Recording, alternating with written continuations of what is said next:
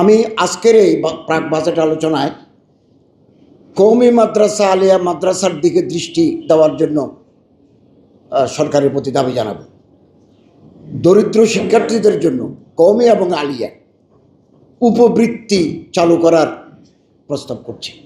আলিয়া মাদ্রাসায় আছে, এটা বৃদ্ধি করা, কওমি মাদ্রাসায় নাই। কওমি মাদ্রাসায় উপবৃত্তি চালু করলে দরিদ্র শিক্ষার্থীরা তারা শিক্ষা লাভ করতে সক্ষম হবে। এবং ল্যাবরেটরি স্থাপন, আইটি, এগুলো কওমি মাদ্রাসায় স্থাপন আলিয়া মাদ্রাসায় আছে, এটা বৃদ্ধি করতে হবে। কওমি মাদ্রাসার নতুনভাবে আইটি সেকশন খোলার জন্য বাজেটে টাকা অতিরিক্ত রাখতে হবে, এটা আমার প্রস্তাব।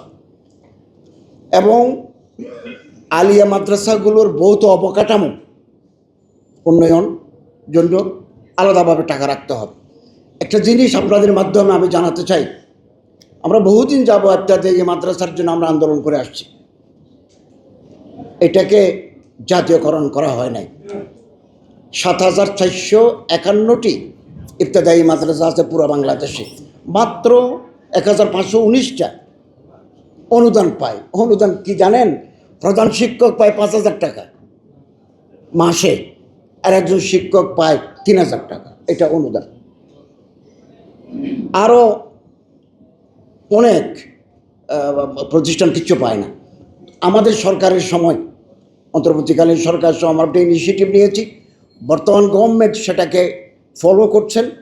এখন ১,৫১৯টা ইবতেদায়ী মাদ্রাসাকে জাতীয়করণ করার জন্য তারা পদক্ষেপ নিয়েছেন, কিন্তু ফাইলটা অর্থ মন্ত্রণালয়ে পেন্ডিং আছে।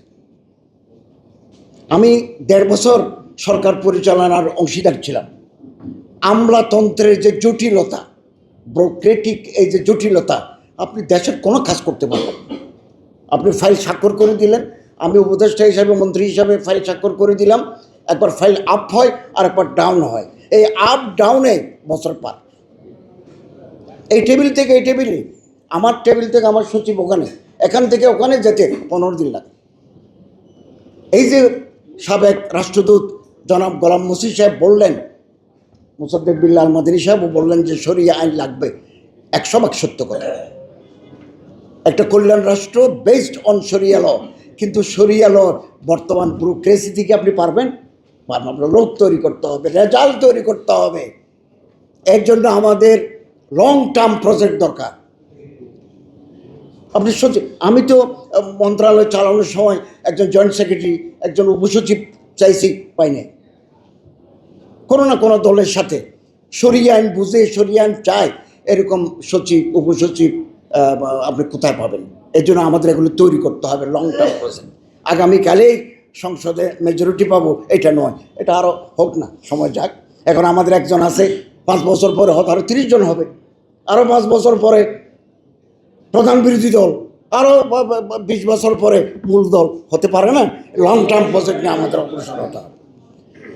এবং আপনারা লক্ষ্য করবেন, রাষ্ট্রীয় কাঠামো না বদলালে বাজেট নিয়ে যত আলোচনা করেন কিছু হবে না।